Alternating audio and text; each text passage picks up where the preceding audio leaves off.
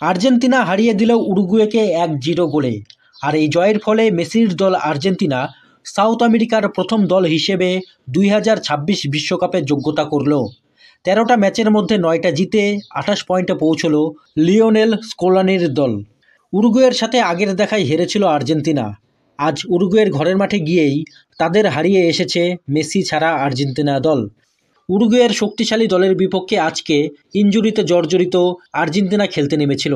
World cup কোয়ালিফায়ার্সের আগের ম্যাচে নিজেদের ঘরের মাঠে 2 গোলে হারার প্রতিশোধটা নিল মেসি লাউতারো মার্তিনেজদের ছাড়াই।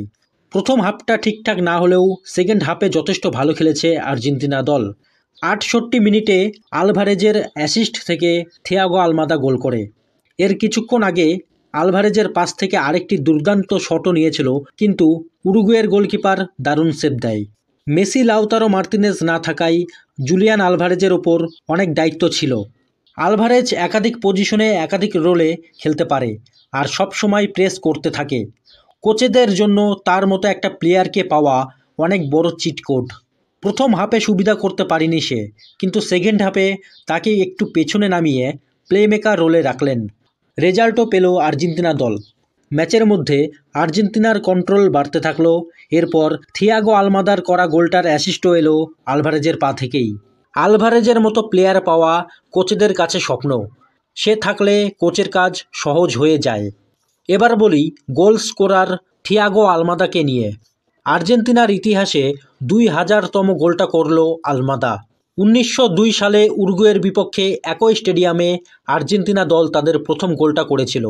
থিয়াগো আলমাদা মেজর লিগ সকারে এরকম দূরপাল্লার গোল হামেশাই করত, কিন্তু তখন জাতীয় দলে সুযোগ পেত না।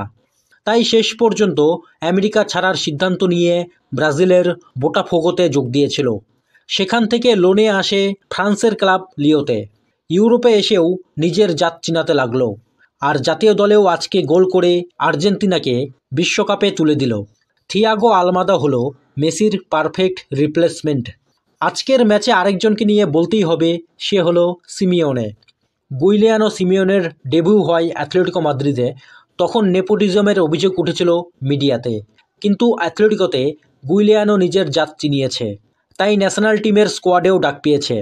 আজকের ম্যাচটি ছিল মার্সেলো বিয়েলসার হার্ড পেসিং উরুগুয়ের বিপক্ষে। এই ম্যাচে ফিজিক্যাল প্লেয়ার অনেক বেশি দরকার ছিল, আর আর্জেন্টিনার কোচ সিমিওনেকে নামিয়ে উরুগুয়েকে জবাব দিয়েছে। পুরো ম্যাচে ওর ফিজিক্যাল প্রেজেন্স অনুভব করা গিয়েছে। যেখানেই বল সেখানেই গুইলিয়ানো সিমিওনে। তার বাবা ডিয়েগো সিমিওনেও এমনই ছিল। ম্যাচের শেষ মুহূর্তে লাল কার্ড দেখেন নিকো গঞ্জালেস।